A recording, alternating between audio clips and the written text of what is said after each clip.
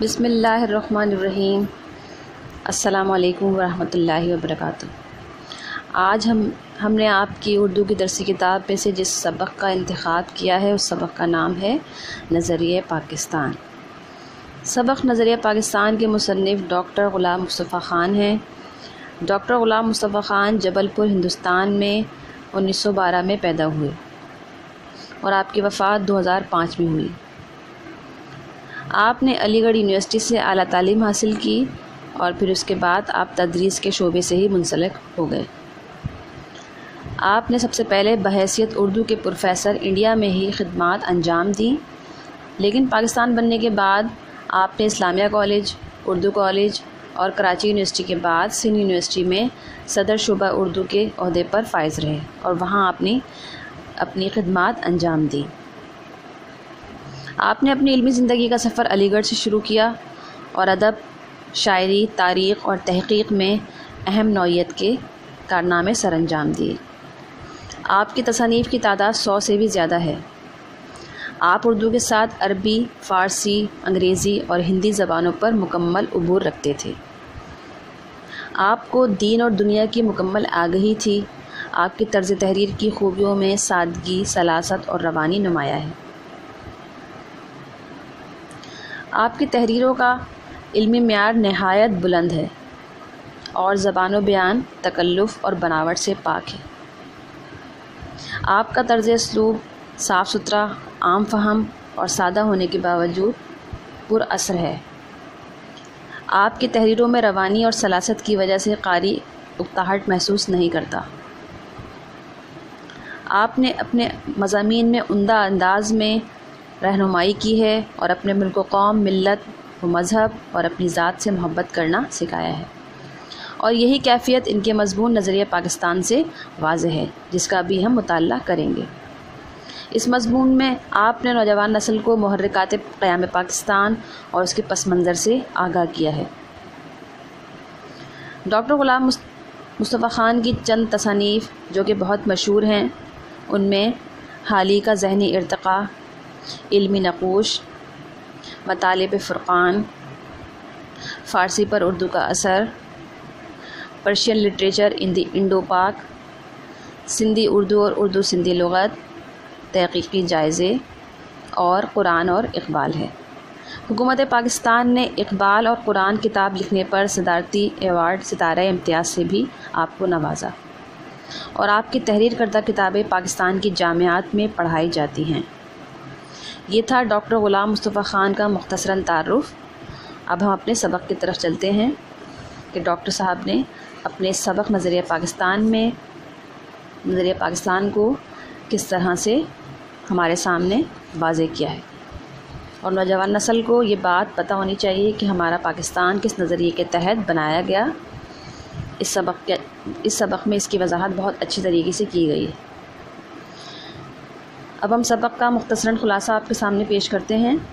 اس سبق میں مصنف نے نظریہ پاکستان اور تحریک پاکستان کی وجہ اور مقصد بیان کیا ہے۔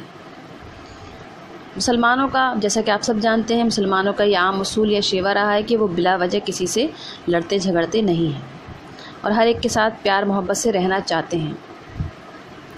لیکن جب کفر و الحاد کو فروغ حاصل ہونے لگے، بے دینی کا غلبہ ہو اور مسلمانوں کے حقوق کو پامال کیا جائے اور ان کی مذہبی آزادی کو سلب کیا جائے، تو مسلمان ڈٹ کر کھڑے ہو جاتے ہیں اور آواز بھی اٹھاتے ہیں اور تحریک بھی چلاتے ہیں۔ سبق کی ابتدا میں مصنف نے اکبر بادشاہ، جو کہ مسلمان بادشاہ تھے، ان کا تذکرہ کیا ہے اور مختصراً اس زمانے میں جو کچھ ہوا تھا اس کی وضاحت کی۔ اکبر بادشاہ جو کہ ایک مسلمان بادشاہ تھے، ہم سب جانتے ہیں، لیکن ان کی دور حکومت میں اس زمانے میں ہندوؤں کا سیاست اور نظام حکومت میں عمل دخل بڑھ گیا، اور اکبر بادشاہ کے دور میں کافرانہ طور طریقے رائج ہونے لگے، اور اس طرح سے کیا ہوا، مسلمانوں کی مذہبی آزادی سلب ہونے لگی۔ تو اس زمانے کے بہت بڑے بزرگ حضرت مجدد الف ثانی رحمۃ اللہ علیہ نے اپنے ہی مسلمان بادشاہ کے خلاف تحریک چلائی، کیونکہ اس وقت ہندوؤں کا سیاست میں عمل دخل زیادہ تھا اور مسلمانوں کو مذہبی آزادی حاصل نہیں تھی. ان کے مذہبی حقوق اپنے آزادانہ طور پر وہ اس کو ادا نہیں کر سکتے تھے، فرائض ادا نہیں کر سکتے تھے. تو ہوا اس کا نتیجہ یہ نکلا کہ حضرت مجدد علیہ الثانی نے بادشاہ کے خلاف تحریک چلائی، جس کے نتیجے میں شاہ جہان اور اورنگزیب دین کے خادم بن کے ابھرے. یہ بھی دو بادشاہیں، نام سنا ہوگا آپ نے، شاہ جہان اور اورنگزیب. اسی طرح جب اورنگزیب کے بیٹوں میں نفاق کی وجہ سے مغلیہ سلطنت کو زوال ہوا تو ہندوؤں اور مرہٹوں نے بھی سر اٹھایا اور انگریزوں نے قدم جمائے. تو اسی زمانے میں حیدر علی اور ٹیپو سلطان نے ڈٹ کر مقابلہ کیا، لیکن اندرونی غداری کی وجہ سے ناکامی ہوئی.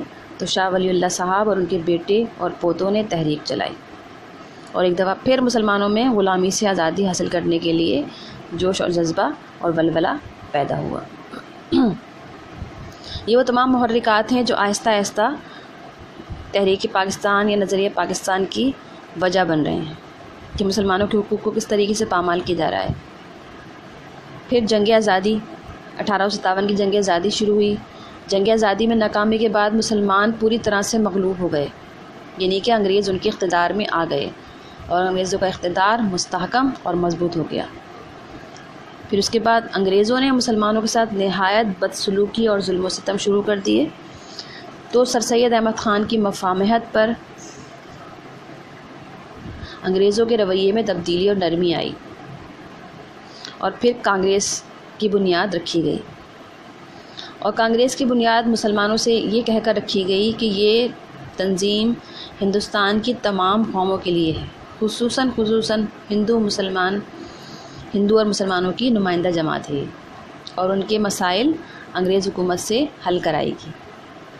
لیکن جب سرکاری نوکریاں دلوائی گئیں تو وہ صرف ہندوؤں کو دلوائی گئیں، مسلمانوں کا اس میں کوئی حصہ نہ تھا.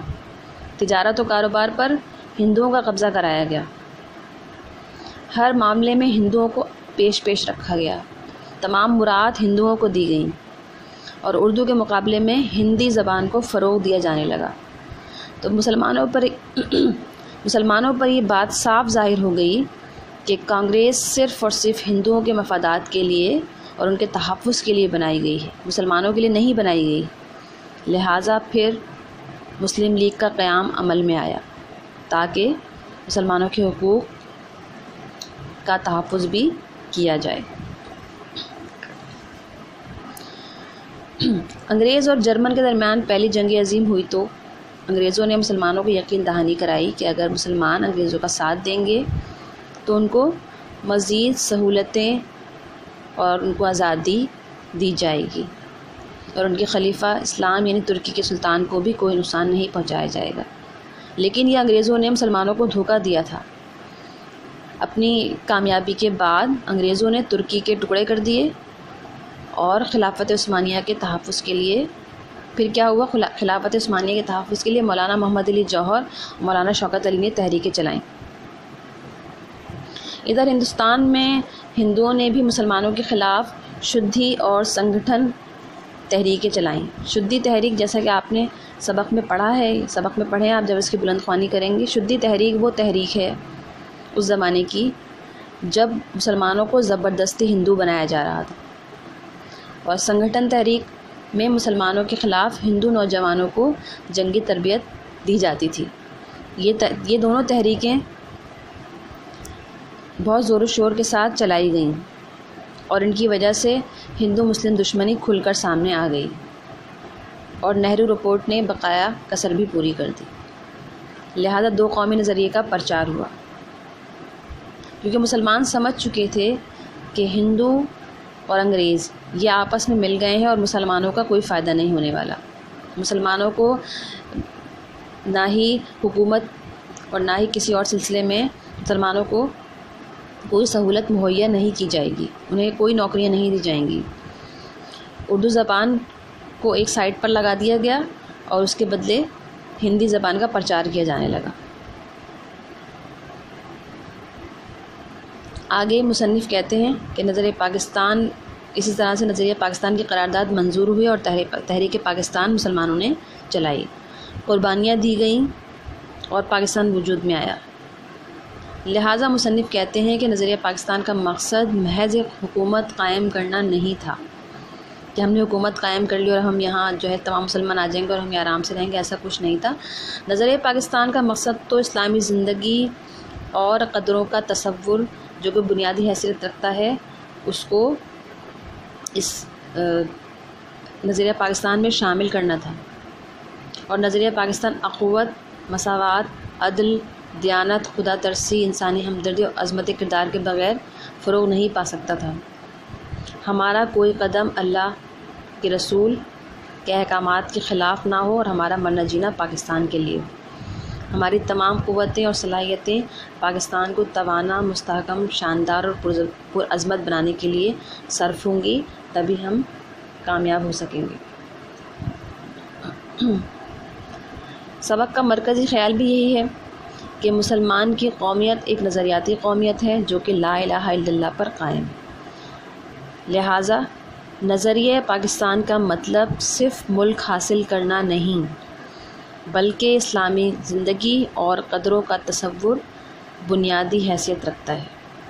اخوت یعنی مل جل کر رہنا، مساوات، عدل، دیانت، خدا ترسی، انسانی عظمت، ہمدردی کے بغیر نظریہ پاکستان فروغ نہیں پا سکتا۔